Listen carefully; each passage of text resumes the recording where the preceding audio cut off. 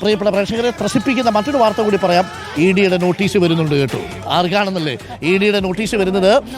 നേരത്തെ റെയ്ഡ് നടത്തിയ മുഹമ്മദ് റിയാസിന്റെ സുഹൃത്തുക്കൾക്ക് ഒരുപക്ഷെ ED നോട്ടീസ് അയച്ചേക്കാം എന്ന വിവരമാണ് ഞങ്ങളുടെ കൊച്ചിയിൽ നിന്ന് SS ശരൺ ഇപ്പോൾ നൽകുന്നത്. ശരൺ നമുക്കിപ്പോൾ ഉണ്ട്. Sharan, very good morning Sharan. പുന്നമടക്കായലിൽ വള്ളംകളി, അവിടെ ചില ആളുകളുടെ നെഞ്ചത്തിടി. അപ്പോൾ ചുരുക്കത്തിൽ ED റെയ്ഡ് നടന്നതിന് ശേഷം സ്വാഭാവികമാണ് ആ റെയ്ഡിൽ കണ്ടെത്തിയ കാര്യങ്ങളുടെ അടിസ്ഥാനത്തിൽ ചില കാര്യങ്ങൾ ചോദിച്ചറിയും. മുഹമ്മദ് റിയാസിന്റെ സുഹൃത്ത് ഇപ്പോൾ നിഖിലാണെങ്കിലും നന്ദഗോപാലാണെങ്കിലും ഇവരുടെയൊക്കെ ഇടങ്ങളിൽ നടന്ന റെയ്ഡിൽ ചില വിവരങ്ങൾ കണ്ടെത്തിയെന്നാണ് പത്രക്കുറിപ്പ്. ഹവാല ഇടപാടുകളുടെ സൂചന പോലും ഉണ്ട് എന്ന മട്ടിലായിരുന്നു പത്രക്കുറിപ്പ് വന്നത്. അപ്പോൾ ഈ ഓണത്തിൻ്റെ ഇടയ്ക്ക് നോട്ടീസ് കൊടുക്കാൻ സാധ്യതയുണ്ടോ? ഓണം കഴിഞ്ഞു, സെപ്റ്റംബർ ആദ്യവാരം തന്നെ ഇവരെ ഒരു പക്ഷേ ചോദ്യം ചെയ്യാനുള്ള സാധ്യതയുണ്ടോ? ചോദ്യം ചെയ്യാൻ വിളിപ്പിക്കുമോ ശരൺ?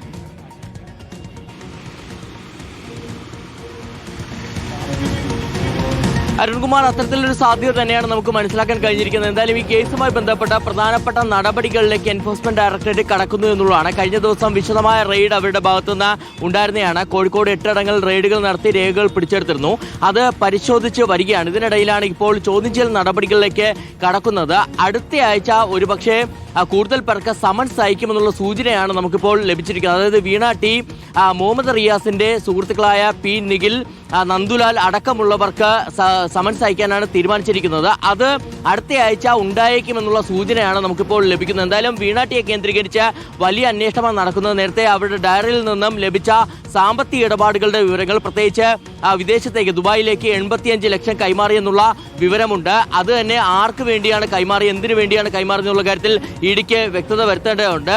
അതിൽ തന്നെ നമുക്കറിയാം വീണ ടി മറ്റൊരാളുടെ പേരിലുള്ള, അതായത് DYFI നേതാവായ നന്ദുലാലിന്റെ പേരിലുള്ള മറ്റൊരു സിം കാർഡ് ഉപയോഗിച്ച് ഇന്റർനെറ്റ് കോളുകൾ ചെയ്തിരുന്നു എന്നുള്ള വിവരമടക്കമാണ് ഇഡിക്ക് ലഭിച്ചിരിക്കുന്നത്. വിവരങ്ങൾ നൽകുന്നത്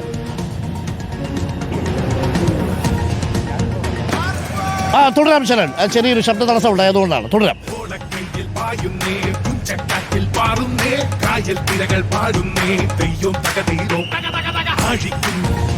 സാമ്പത്തിക ഇടപാടുകൾ, പ്രത്യേകിച്ച് ഈ മുഹമ്മദ് റിയാസിന്റെ സുഹൃത്തുക്കൾക്ക് ചില കമ്പനികളുണ്ട്. ആ കമ്പനികളിലേക്ക് കൂടി വീണ ടിയുടെ പണം എത്തിയിട്ടുണ്ട്. അതായത് ഈ CMR-ൽ നിന്ന് ലഭിച്ച പണം വീണ ടി അവിടെ നിക്ഷേപിച്ചിട്ടുണ്ടെന്ന സംശയം അടക്കമാണ് ഇടിക്കുള്ളത്. അതിൽ വ്യക്തത വരുത്താനുള്ള കൂടുതൽ പരിശോധനകളാണ് അവരുടെ ഭാഗത്തു നിന്ന് നടക്കുന്നത്. ഇതിനിടയിലാണ് ഇപ്പോൾ സമൻസ് അയച്ചുകൊണ്ടുള്ള ചോദ്യം ചെയ്യലിലേക്ക് നീങ്ങാൻ അവർ ഉദ്ദേശിക്കുന്നത്. ഒരുപക്ഷെ അടുത്ത ആഴ്ച തന്നെ ഉണ്ടായിരിക്കുമെന്നുള്ള സൂചനയാണ് ഈ ഘട്ടത്തിൽ നമുക്ക് ലഭിക്കുന്നത്.